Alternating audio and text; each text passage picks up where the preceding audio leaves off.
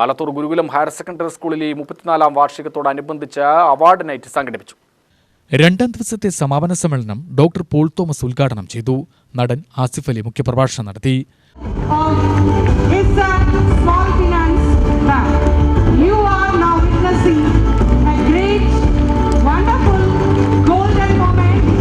ഗുരുകുലം സ്കൂളിലെ പ്രിയപ്പെട്ട അനിയന്മാരെ, അനിയത്തിമാരെ,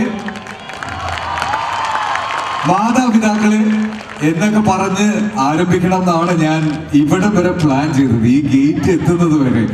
പക്ഷെ ഇവിടെ വന്നപ്പോ എനിക്ക് തോന്നുന്നു പ്രിയപ്പെട്ട ആലത്തൂർ നിവാസികളെ എന്ന് വിളിക്കണം എന്നുള്ളതാണ്. ഒരു സ്കൂൾ ആനിവേഴ്സറി ആണ് ഇതെന്ന് പറഞ്ഞാൽ ആരെങ്കിലും വിശ്വസിക്കുമോ? എന്തൊരു ആഘോഷമാണ്, ഇതെന്തൊരു ഉത്സവമാണ്. ഞാൻ വന്നപ്പോൾ പ്രിയപ്പെട്ട പ്രിൻസിപ്പളിനോട് പറയുമായിരുന്നു, ഇതൊരു സ്കൂൾ ആനിവേഴ്സറി അല്ലേ, ഇതൊരു ഉത്സവമാണെന്ന്.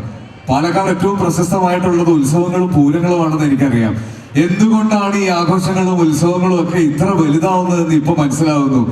നിങ്ങളെ പോലെയുള്ളവരെല്ലാവരും എല്ലാ ആഘോഷത്തിലും പങ്കെടുക്കാൻ കാണിക്കുന്ന ഈ മനസ്സ്, ഈ സ്കൂളിൽ പഠിക്കുന്ന കുട്ടികൾക്ക് നിങ്ങൾ കൊടുക്കുന്ന സപ്പോർട്ട്, അത് ശരിക്കും ഈ ആഘോഷത്തിൽ നിന്ന് മനസ്സിലാവുന്നുണ്ട്. എവിടെ സ്കൂൾ കുട്ടികൾ? ഇവിടെ ഈ സ്കൂളിൽ പഠിക്കുന്നവരൊന്നും ബഹളം ഉണ്ടാക്കൂ.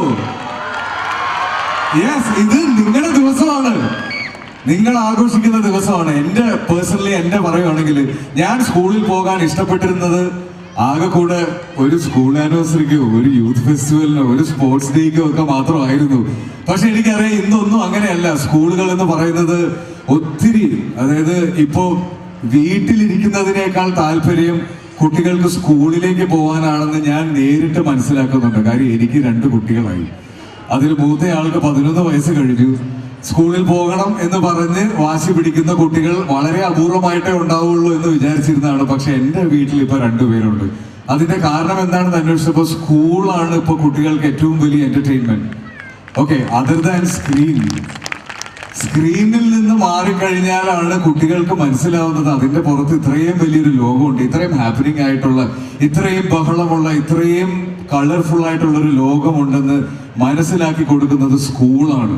Principal doctor Vijay V Anand, PTA president S Sabir, doctor KS Balambika, MM Veena, master Avirbhav, PTA vice president Dinesh, Alathur BSS education society president Balachandran എന്നിവർ പ്രസംഗിച്ചു.